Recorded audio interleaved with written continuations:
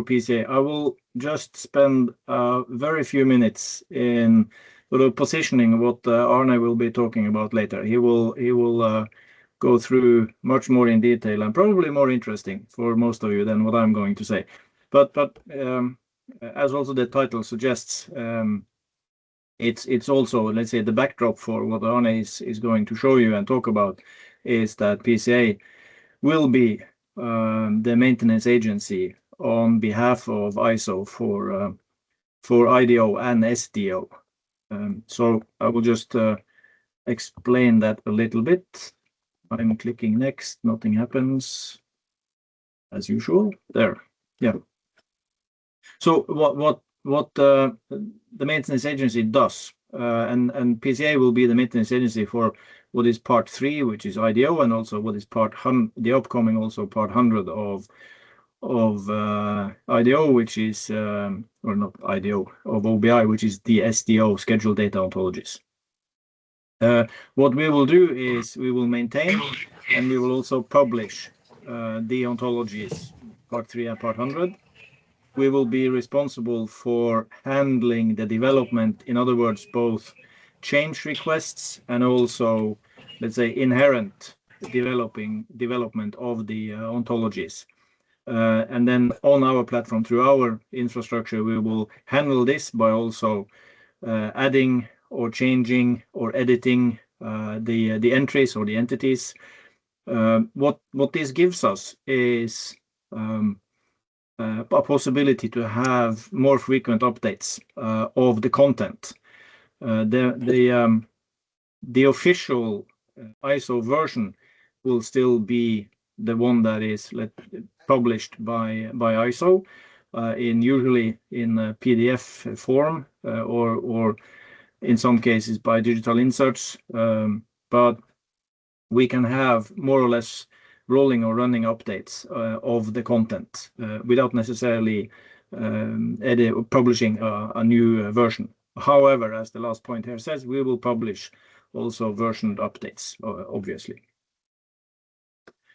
And just a few technical things. Maybe Arne will cover more of this, but our published IDO and SDO will have persistent URIs or IRIs.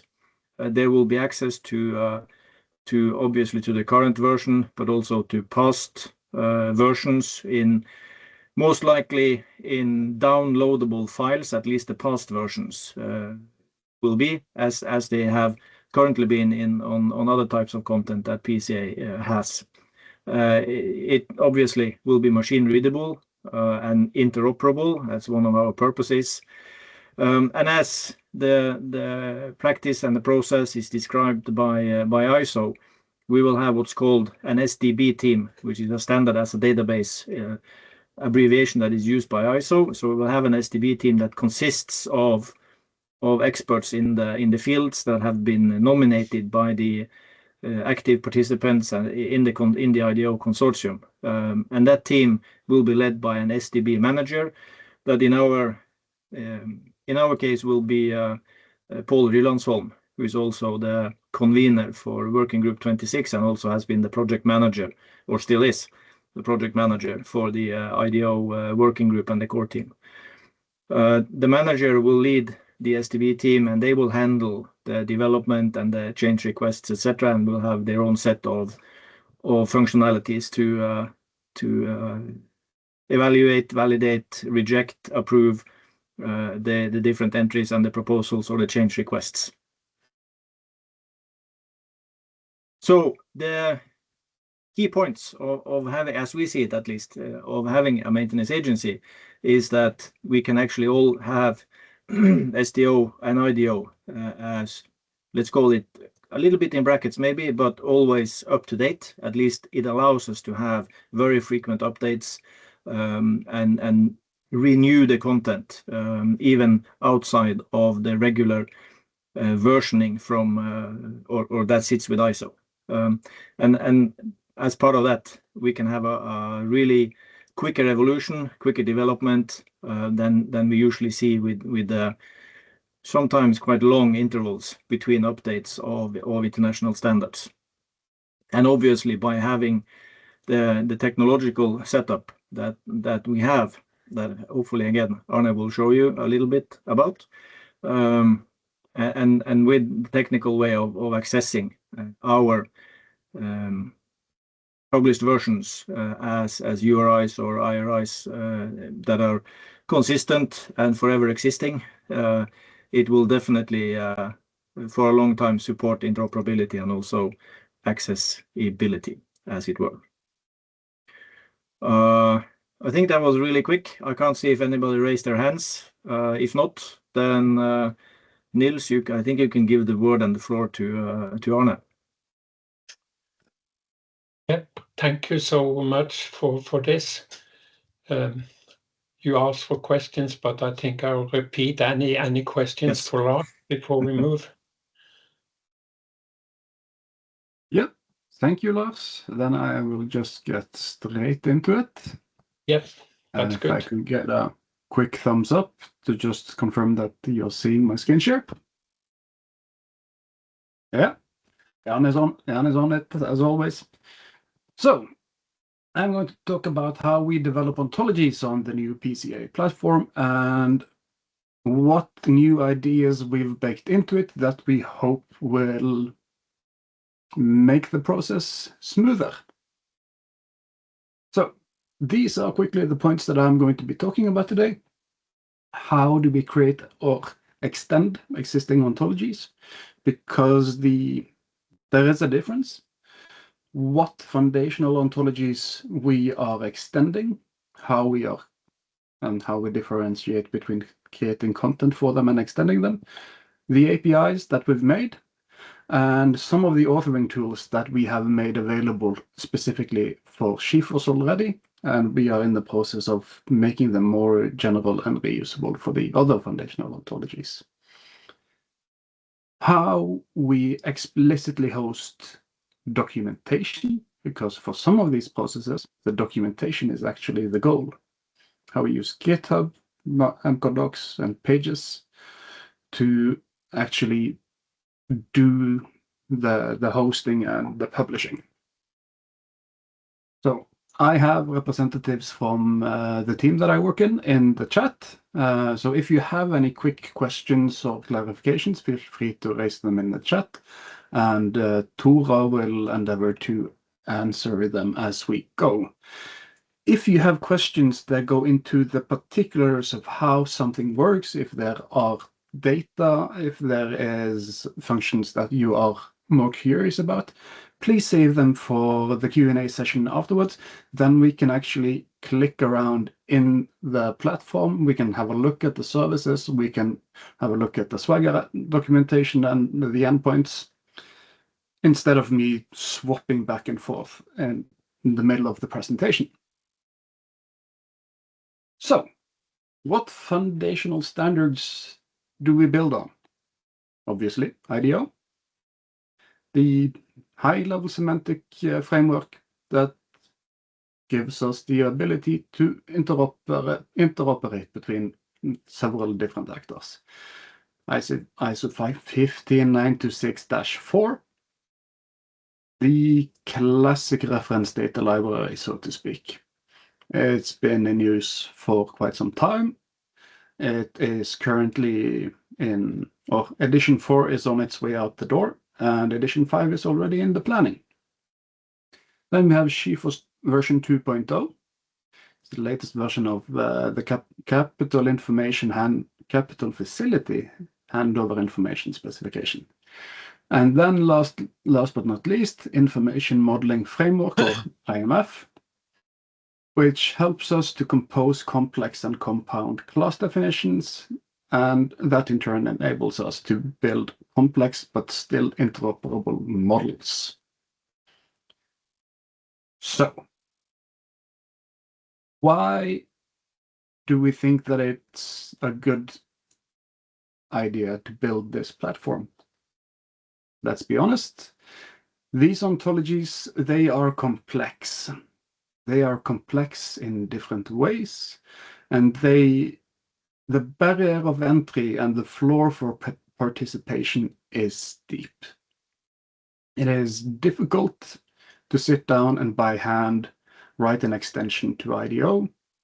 It is easier in the GeForce spreadsheet, but it is, because of the ease of use in the GeForce spreadsheet, it is difficult to use that two actors that want to cooperate use it in incompatible ways, or extend it in incompatible ways. And if I sit down, author data or new content in my ecosystem, it's not immediately available. And I miss out on getting feedback on the usability, or if I've actually overstepped in what I've created. And getting the feedback from cooperating partners takes time. So what have we done to mediate these problems? We've built some services that we feel enable that we can do iterative refinement. We can coin a new term.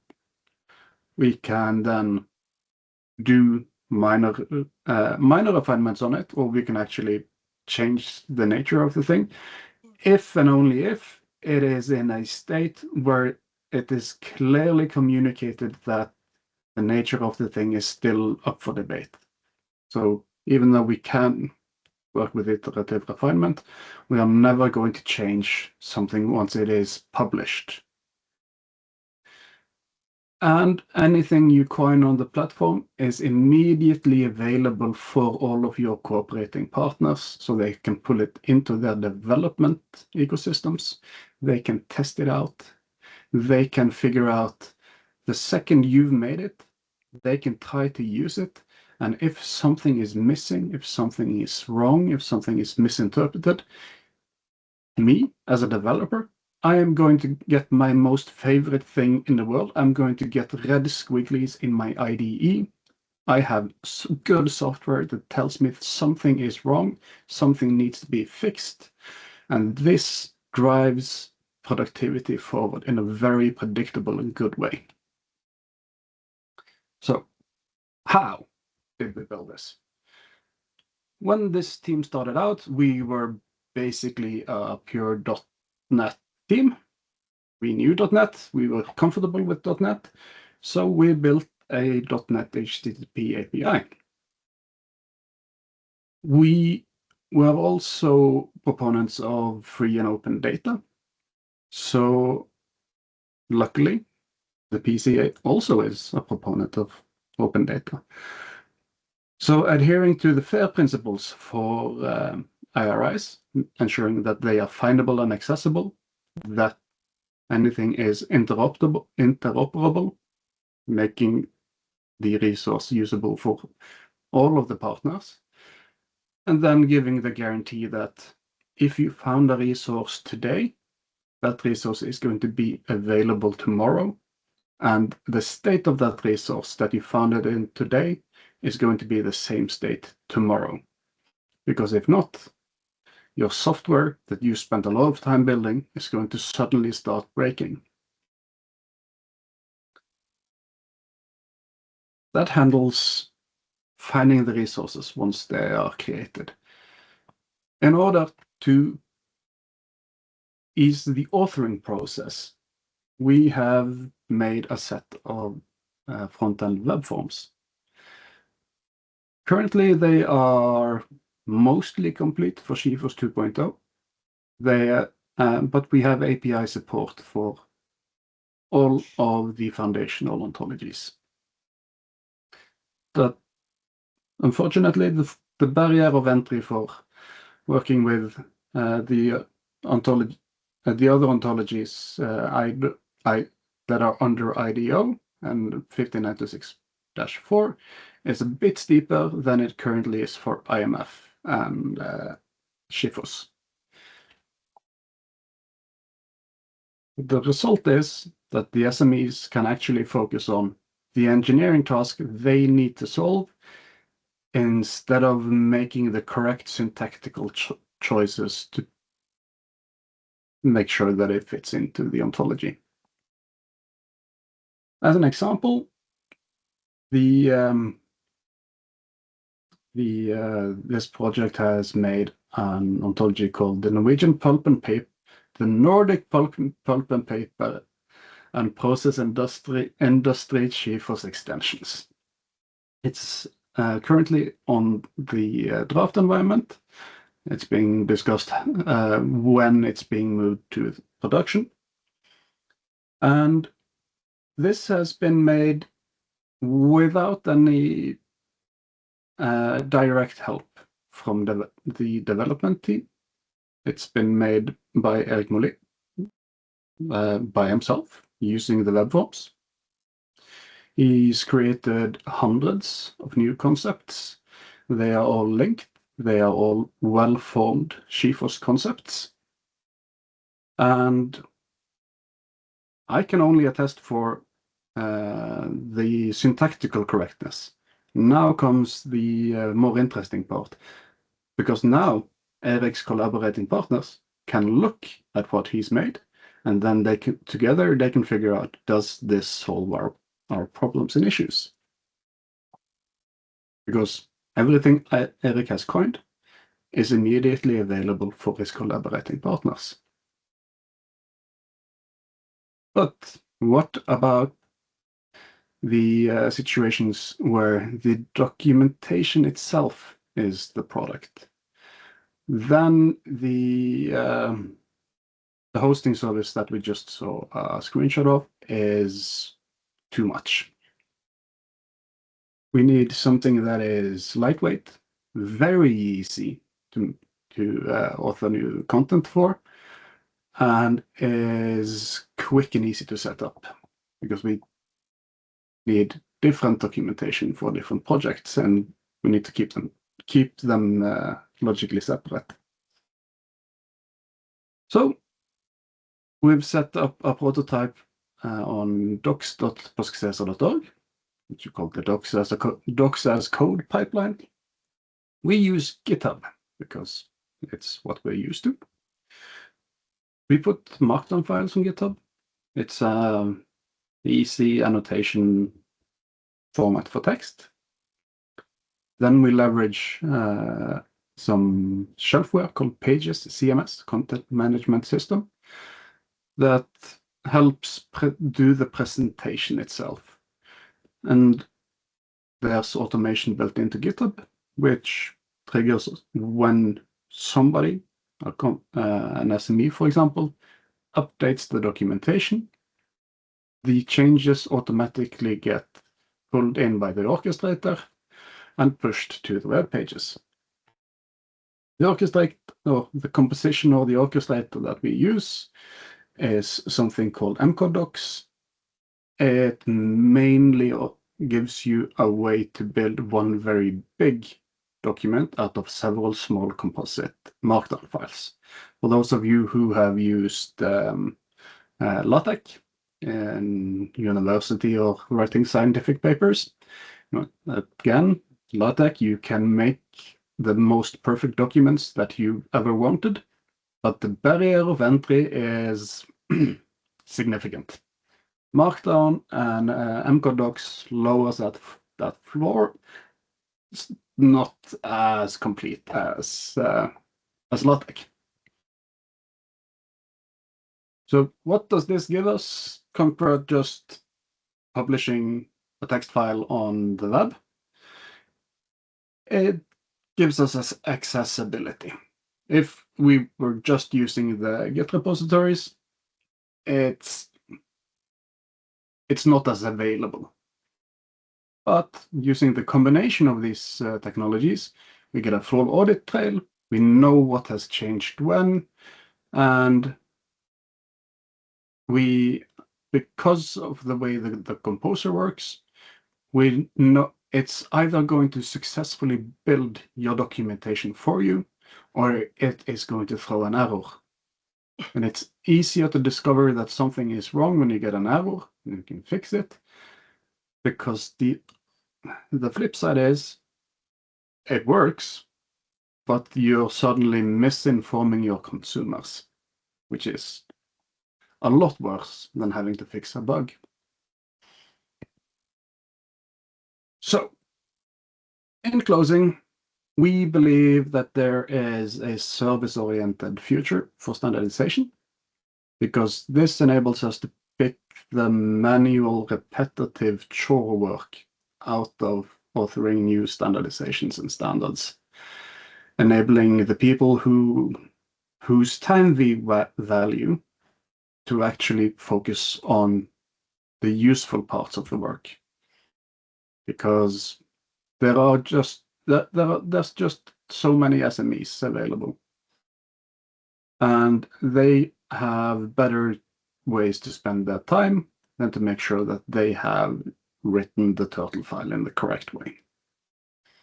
So by combining the agile practices of software development while still enabling the rigorous fastidity of ISO, we believe that the PCA content platform makes you, the consumer or producer, ready for a more data-driven future. So, questions, comments, concerns?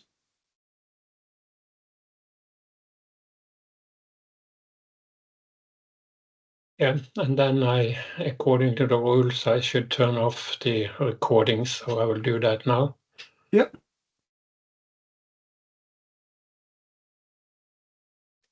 Andreas?